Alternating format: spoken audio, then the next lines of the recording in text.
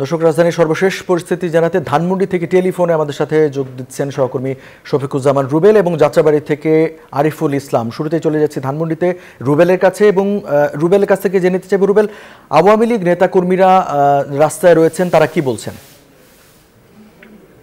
আওয়ামী লীগের নেতাকর্মীরা মূলত রাস্তায় রয়েছেন, অবস্থান কর্মসূচি পালন করছেন। তারা গতকালকে রাতে যেটা স্বরাষ্ট্রমন্ত্রী এবং ওয়াদুল কাদের আসলে ক্লিয়ার করেছিলেন যে শোকের মাস উপলক্ষে তাদের রেগুলার যে প্রোগ্রাম, সেই প্রোগ্রাম উপলক্ষে তারা বিভিন্ন জায়গায় জমায়েত হবেন। কিন্তু আজকে আমরা জানেন যে আন্দোলনকারীরা যে অসামরিক আন্দোলনের যে ডাক দিয়েছেন, এক দফা ডাক দিয়েছেন, সেই আন্দোলন প্রতিহতেরও কিন্তু আজকে দেখতে পাচ্ছি সকাল থেকে আওয়ামী লীগের বিভিন্ন জায়গায় নেতাকর্মীরা অবস্থান নিয়েছেন। ধানমন্ডিতে আমরা দেখেছি যে সকাল থেকে ধানমন্ডির যে কার্যালয় রয়েছে, সেই কার্যালয়ের সামনে আওয়ামী লীগের বিভিন্ন স্তরের নেতাকর্মীরা তারা অবস্থান নিয়েছেন।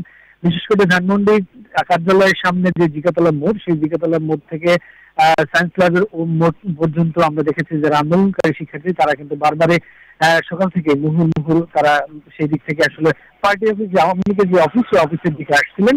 সেই শিক্ষার্থী আন্দোলনকারী শিক্ষার্থী জনতাকে আসলে প্রতিহত করছিলেন। এদিকে যারা আসলে আওয়ামী লীগের লোকজন ছিলেন, আমরা দেখেছিলাম যে কিছুক্ষণ পরে সেখানে ধাওয়া পাল্টা ধাওয়ার ঘটনা কিন্তু ঘটেছে। শেষ ঘন্টাখানেক আগে আমরা দেখেছি যে এই ধাওয়া পাল্টা ধাওয়ার তীব্রতা কিন্তু বেড়েই যাচ্ছে।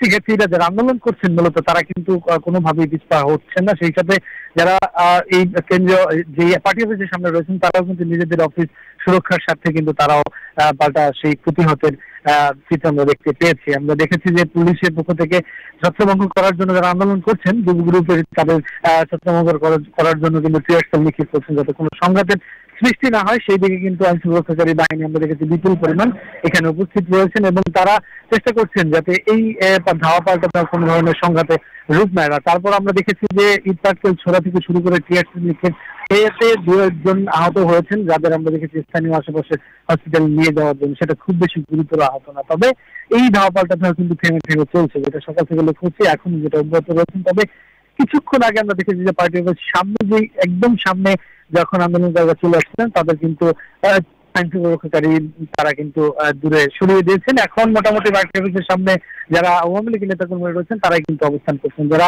মূলত আন্দোলন করছেন তারা এখন জিগাতলা মোড় থেকে সায়েন্স ক্লাবের যে রাস্তা আছে সেই রাস্তায়